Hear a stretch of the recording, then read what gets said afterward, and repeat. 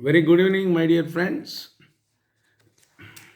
In this particular lecture, we are going to cover about another important aspect of banking, lending and recovery of debts by the banks. Most important aspect, especially in COVID time now, how things will move.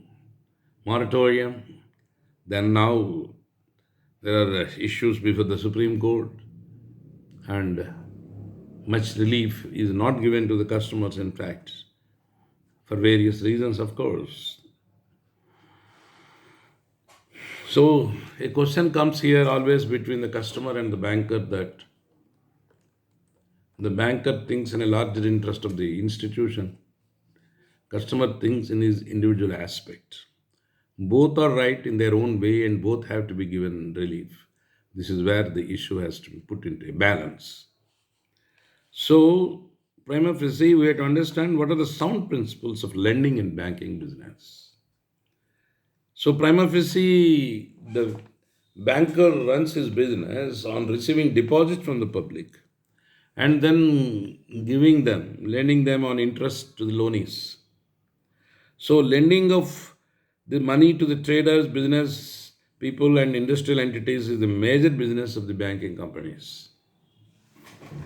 And then the banks rather try to employ the funds in the form of loans and advances in the best possible investment proposal so that they will get good returns.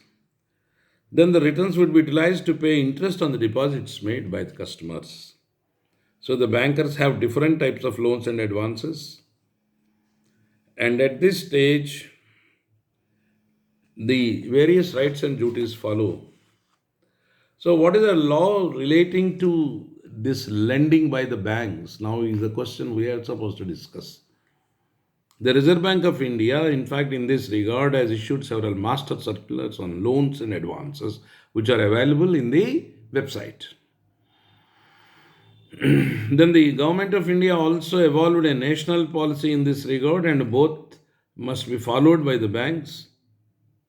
And then some of the important areas on which the RBI has issued guidelines are, in fact, multifarious. Some of them I narrate. One is advances to directors of the banks, advances against banks' own shares, and then restriction on holding shares in companies, restrictions on credit to companies for buyback of their securities, regulatory restrictions, granting loans and advances to relatives of directors, restrictions on grant of loans and advances to officers and relatives of senior bank officers,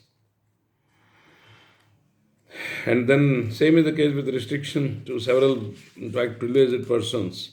Then payment of commission to staff members, and then matters pertaining to loans against certificate of deposits, and then financing for and loans advances against Indian depository receipts, then NBFCs, and then the gold loans, loans and advances on real estate sector, then MSCs, that is micro and small enterprises, loan systems for delivery of bank credits, guidelines on fair practice code for lenders, guidelines on recovery agents. That is how the Reserve Bank of India has made several circulars in this regard.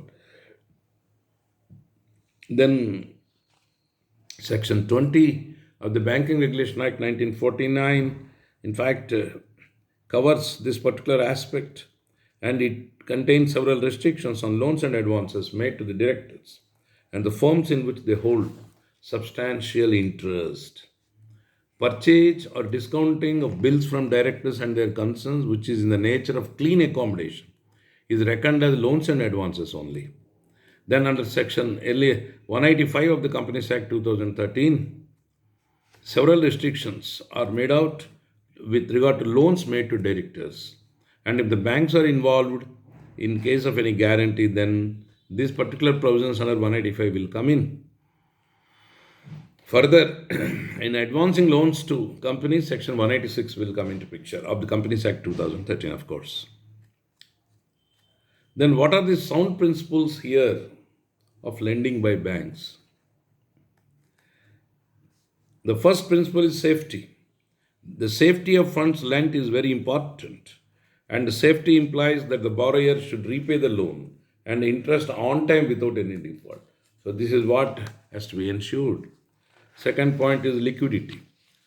The liquidity means that the banks lend money for various periods.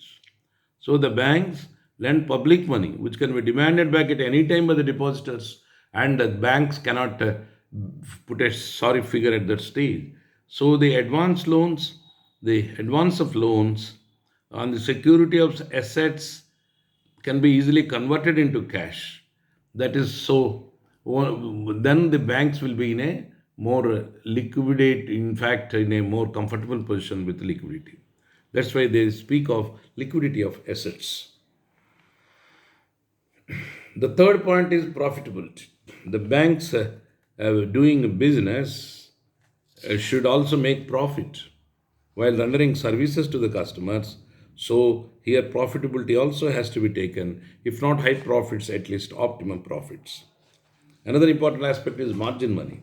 That is the amount of money the customer has to contribute, and then this aspect also has to be taken care of with regard to the, in fact, lending of loans. Then the purpose of loan. The purpose is of loan should not be reinvestment by the customer who has borrowed it. So if it is for unproductive purposes, there may be chances of default also. So that is the reason why these aspects have to be taken. Then the sixth point is the principle of diversity. In fact, the banks and more so the commercial banks internationally, that is universally follow the principle of diversity. The funds are invested in different types of securities with the principle that don't keep all eggs in one basket. So, this particular aspect would help the bankers to save the public money and then invest funds in much viable projects, and then in such kind of securities which have high liquidity. So these are all the principles, in fact, which have to be followed in this regard with regard to the bankers, in fact, taking up the lending aspects. So, friends, the this is one aspect, and then in our next episode we will discuss about the modes of loans and advances. Thank you very much. Good night. Bye.